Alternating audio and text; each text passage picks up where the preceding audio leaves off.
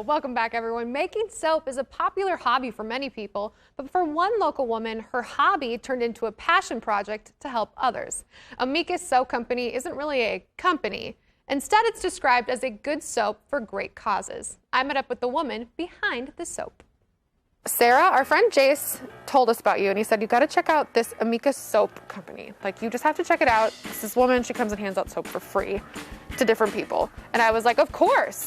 Then I talked to you, and I'm like, wait, you hand out soap for free? That's not even your 9 to 5. But what did you say? You aggressively don't sell Aggressively don't sell it, that's right. You just hand it out to people, just to people in need. You said organizations you care about.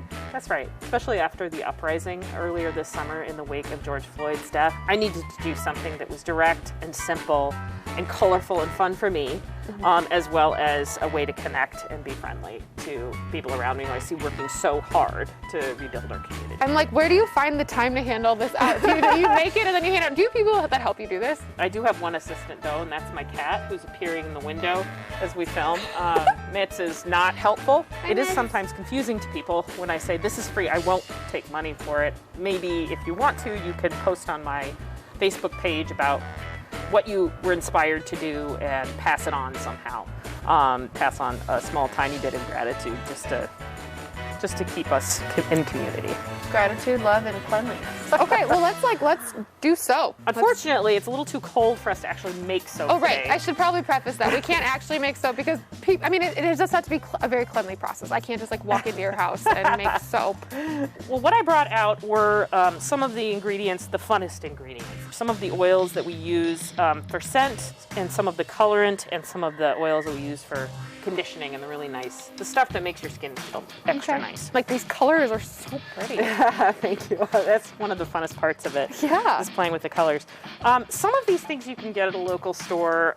Some of them you can't. If you're starting out and interested in making soap, there certainly are basic ingredients you can get. I do order from certain companies online for some of the essential oils and some of the colorants. And some of this is foraged.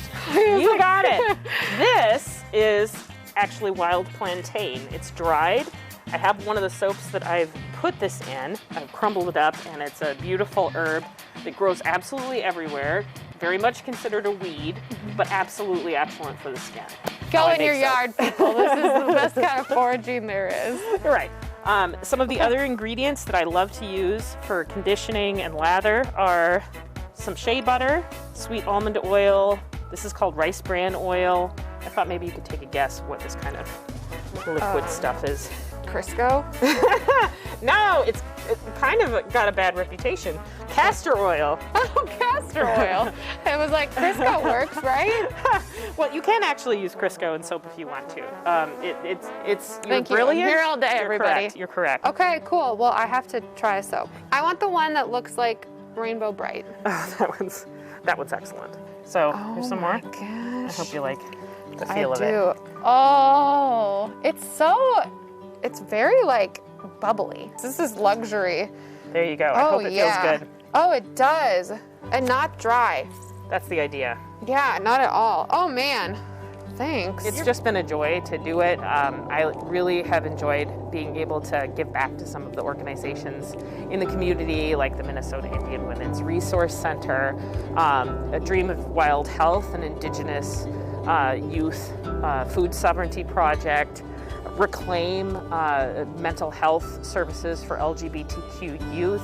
It's a joy for me. It's mostly about my good experience. I feel like it's just a wonderful thing to be part of. It's fabulous. That's all I got. Well, Sarah is a wonderful woman, too. I know that it's kind of hard to watch it from home from where you are, Jason, but you could hear it. And the fact that she makes this soap out of her own home off her own dime and just hands it out to people, how cool is that? It is so great. And I just want to say this is a really good example. And we always say, hey, contact us, and we're getting ready to tell you, hey, contact our show via social media. But this came to us from Jace, who's a beloved member of our family, the Jason Show fan club. We always refer to him as the gentleman that got our logo tattooed on his leg. But he's a great example of bringing somebody to our attention. You know, he emailed us and he reached out to you, he reached out to me, and he's like, hey, I think this is a person that might not be on your radar that should be on your radar. And he knows we love that. We love shining the light on people and places and things that don't always get the attention that they deserve. So I say this because I encourage all of you to keep those emails coming. I mean, we may not do every single story. We can't. It's impossible. But this is a really good example of when we can, we will. And I'm so glad that we did. We absolutely will. Amicus Soap Company on Facebook if you want to check her out. We will be right back.